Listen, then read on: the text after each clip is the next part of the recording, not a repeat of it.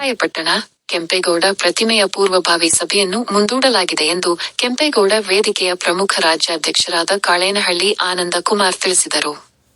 ಪಟ್ಟಣದಲ್ಲಿ ಈ ದಿನ ಮಧ್ಯಾಹ್ನ 3 ಗಂಟೆಗೆ ನವೋದಯ ವಿದ್ಯಾಸಂಸ್ಥೆಯಲ್ಲಿ ಏರ್ಪಡಿಸಿದ ಕೆಂಪೇಗೌಡ ಪ್ರತಿಮೆ ನಿರ್ಮಾಣ ಕುರಿತಂತೆ ಪೂರ್ವಭಾವಿಯ ಸಭೆಯ ಕುರಿತು ಮಾಹಿತಿ ನೀಡಿ ಮಾತನಾಡಿದ ಅವರು, ಮುಂದಿನ ದಿನಾಂಕವನ್ನು ಶಾಸಕರೊಂದಿಗೆ ಚರ್ಚಿಸಿ ಹಾಗೂ ತಾಲೂಕಿನ ಒಕ್ಕಲಿಗರ ಸಂಘ, ರೈತ ಸಂಘ, ಕನ್ನಡಪರ ಹಾಗೂ ವಿವಿಧ ಸಂಘಗಳ ಮುಖಂಡರೊಂದಿಗೆ ಚರ್ಚಿಸಿ ಮುಂದಿನ ದಿನಾಂಕವನ್ನು ಅತಿ ಶೀಘ್ರದಲ್ಲೇ ಪ್ರಕಟಿಸುವುದಾಗಿ ತಿಳಿಸಿದರು.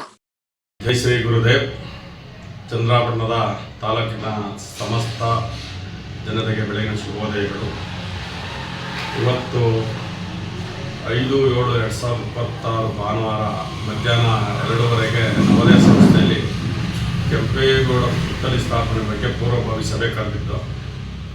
ಆದರೆ ಯಾವುದೇ ರೀತಿಯಾದ ವೈಯಕ್ತಿಕ ಶಾಸಕರು, ಜನಪ್ರಿಯ ಶಾಸಕರಾಗಲಿ, ಯಾವುದೇ ಮುಖಂಡರಾಗಲಿ ಇದು ಅಭಿಪ್ರಾಯವಲ್ಲ. ಎಲ್ಲರ ಅಭಿಪ್ರಾಯದಂತೆ ಇವತ್ತು ಶುಭ ಕಾರ್ಯಗಳು ಮತ್ತು ಬೀಗ್ರೂಟ ಮತ್ತು ಇನ್ನಿತರ ಕಾರ್ಯಗಳ ನಿಮಿತ್ತ ಎಲ್ಲ ಮುಖಂಡರುಗಳು ಇದನ್ನು ಸ್ವಲ್ಪ ಮುಂದೂಡಿ ದಯವಿಟ್ಟು ಅಂತ ಎಲ್ಲ ಕೇಳ್ಕೊಳ್ಳೋದಕ್ಕೆ ಇವತ್ತು ಈಗಿರುವ ಪೂರ್ವಭಾವಿ ಸಭೆಯನ್ನು ಮಧ್ಯಾಹ್ನ ರದ್ದುಗೊಳಿಸಲಾಗಿದೆ.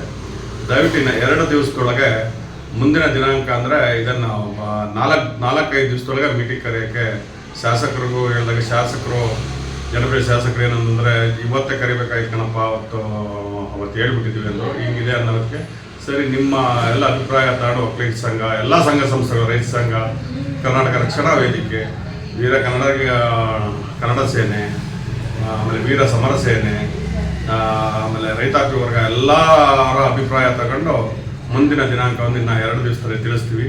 ಆದ್ದರಿಂದ ಎಲ್ಲರೂ ಸಹಕರಿಸಬೇಕಾಗಿ ವಿನಂತಿ.